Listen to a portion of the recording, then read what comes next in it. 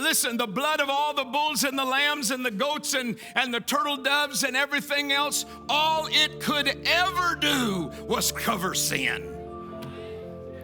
And if you remove that blood, the sin that was always there, would have been there all along. And so what did they have to do? They had to come back the next time and bring another offering, more blood. But every drop of that blood that was spilled was prophesying. Every time the lamb lost his life, every time a goat lost his life, every time a turtle dove's neck was wrung, and the blood drained out of his body, every drop of blood prophesied, there's coming a seed, there's coming a seed, there's coming a seed, there's coming a seed. There is a blood, there is a blood, there is a blood. This blood will do for now, but there is a blood that's coming. Hallelujah. And when that blood gets here, it will not just cover man's sin like a blanket on top, but it will so remove as a propitiation for sin. It will so remove even the blot, even the stain of unrighteousness. And because of that blood, mankind will be infused with a righteousness of God that he could never attain, even if he kept all the works of the law, even if he obeyed every commandment in the book of the law. He could never be as righteous as he will be when that blood does its job. And I want you to know, if you came to those grace junctions, those truth junctions in your life, you didn't come there 1 minute late.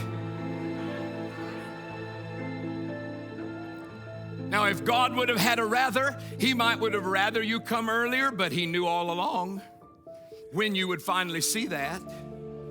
And if God knew from the beginning when you would see that truth or see this truth or the other truth, make another step in the right direction, if God already knew that, how could you be late to the party? You got there right on time. And that means that even though there was things that you did and believed and participated in that were not right, that were not the best for you, they were only types and shadows and pieces of truth, all of that, you have no guilt before God today. Somebody should hear me.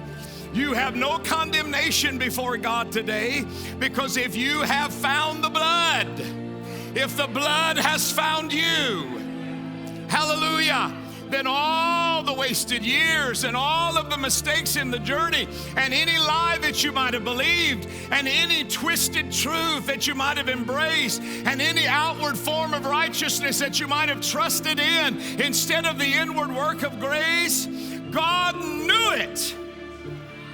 And he wants me to tell you, it was all right.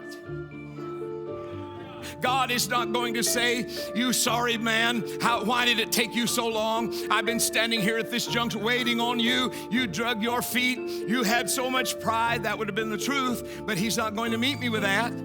He's just going to say, I'm so glad you have arrived. How do you know that? I know that because my sins are not just covered. My sins are taken, separated as far from me as the east is from the west.